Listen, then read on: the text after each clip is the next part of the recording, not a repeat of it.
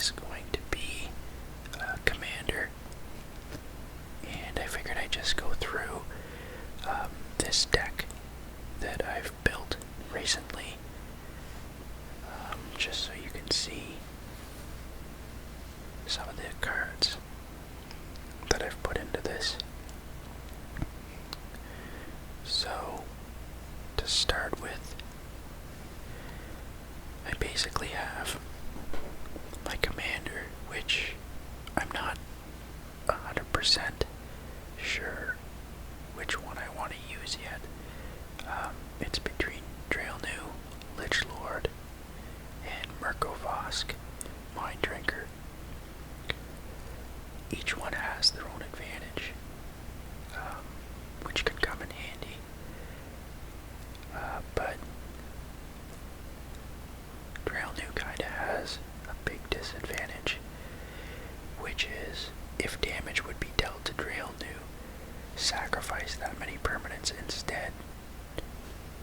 I don't know if you can see this.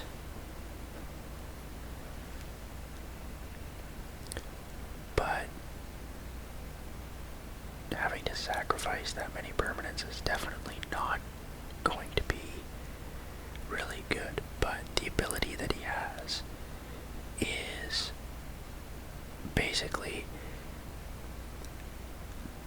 just tap him and target instant or sorcery card in your graveyard has flashback until end of turn. Its flashback cost becomes equal to its mana cost as you play it.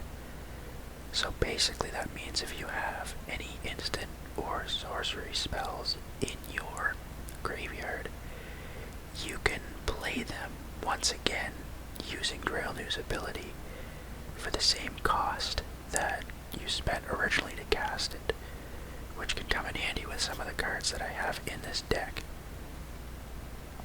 However, I don't know if I want to use him or not, but even if he's not the Commander, he's still worth having in the deck itself.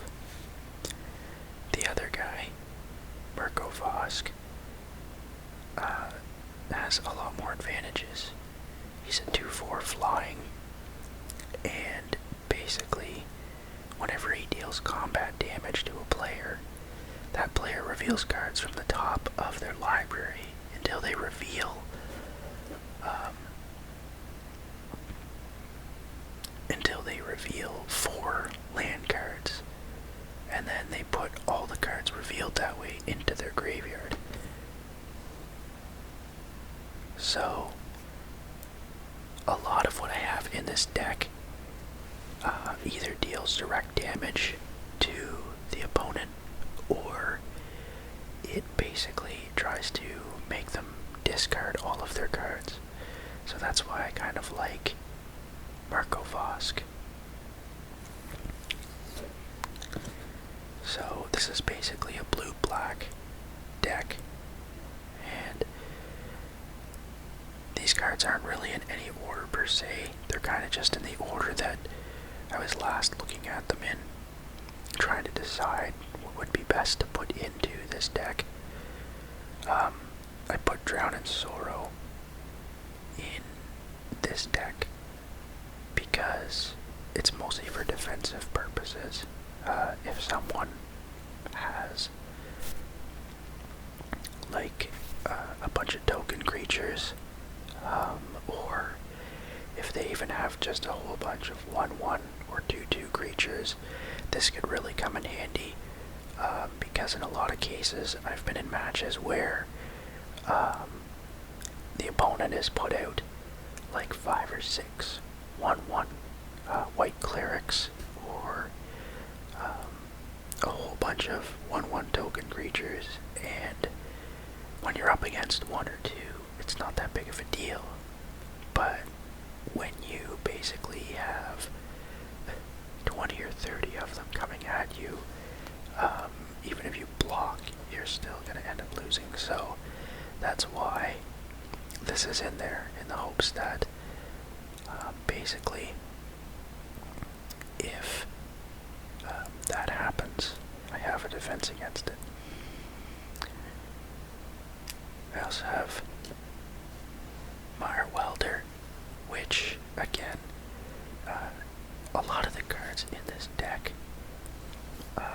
useful only in certain circumstances, which I kind of like.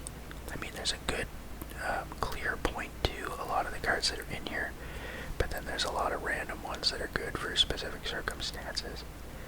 I like Meyer Welder because he's just 3 of any mana, and basically, I'm trying to put this in here where it's not reflecting so much.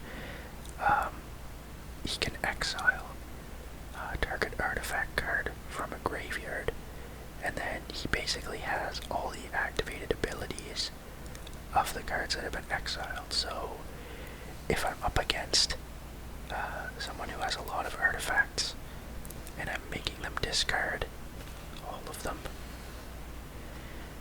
then that can come in handy because I can use their artifacts against them, basically. I have a Diminish in here as well, which basically just target creature becomes a 1/1 until end of turn. So if I'm up against maybe a green deck where they have some really large creatures, I could use this to make it a 1/1, and this actually works well with the Drown in Sorrow, because if there's something that I specifically want to try and get rid of, I can play this and turn it into a 1/1, and it's really low mana, it's just 1 blue, and then I can cast Drown in Sorrow, which is only 3, to be able to completely kill it, because if a creature, its defense becomes 0 or less, it dies. So that's pretty cool. I have a Vampire Nighthawk in here as well, which is a 2/3 flying Death Touch lifelink creature, which is actually really good for a lot of reasons, even though it's not overly powerful. It's pretty cheap to come out. It only costs 3, 2 black and 1 of any color, and it's very good for defensive purposes because it has Death Touch. Death Touch scares a lot of people off from attacking you, just because they know that if they're gonna get blocked, then they have to be willing to sacrifice that creature completely. Otherwise, you know, it'll just end up killing it. So the fact that it's flying as well, and has lifelink, allows you to be able to just chip away at your opponent's health. So flying creatures can only be blocked by other creatures with flying or creatures with reach, and in a lot of cases I find that people neglect to put things that defend against flying in their decks, so this can be useful if you get them out early to start chipping away at your opponent.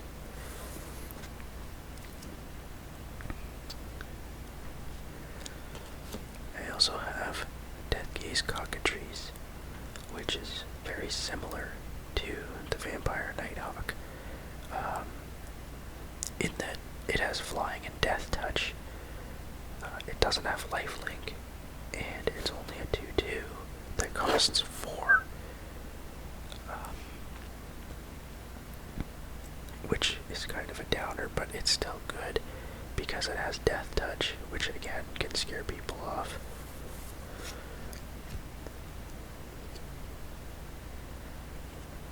The next card is Chase's Mindseeker, which is a flying 4/4, and basically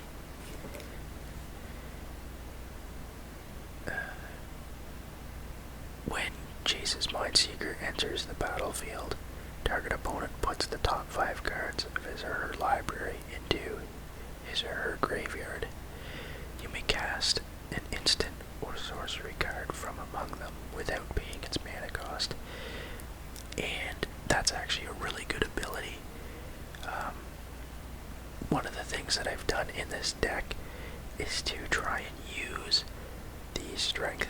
other, like the opponent's deck against them.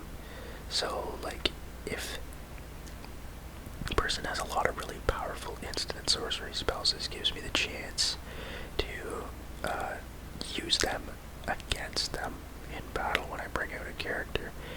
And again, because he's flying, flying creatures can defend against both just ground and other flying creatures. So it's pretty good.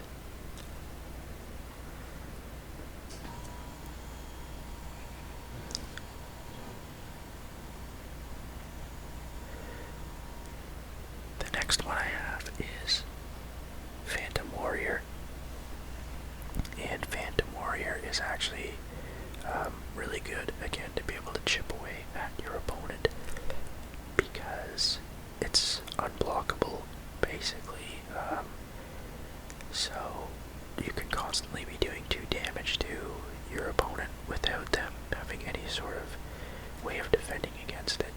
And because he only costs 3, you can get him out pretty early and start chipping away.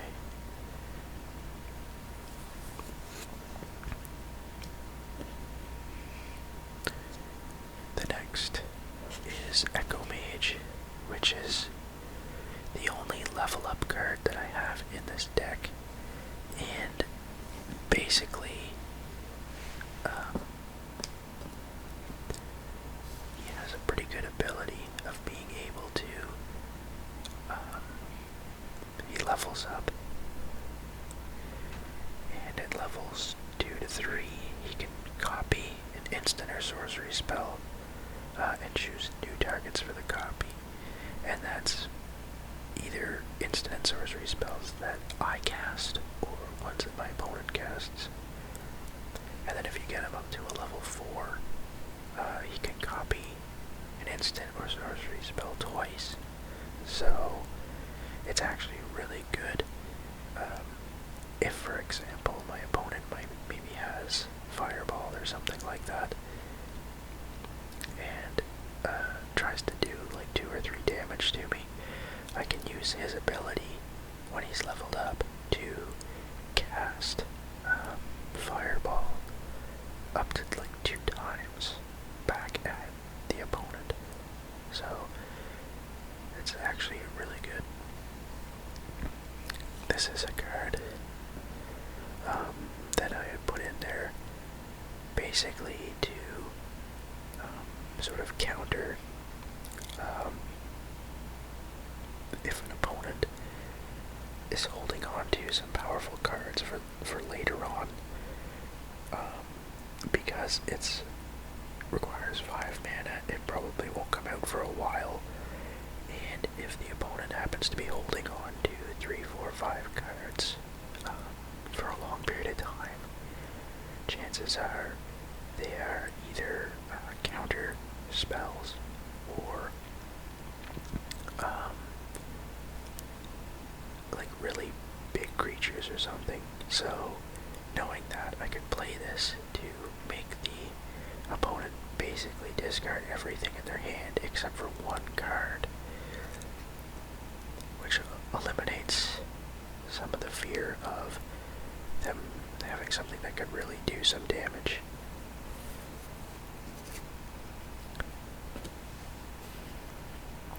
So I think I'm going to wrap up this video as part 1, and we've only gotten through a few of the cards from this entire deck, and in the next video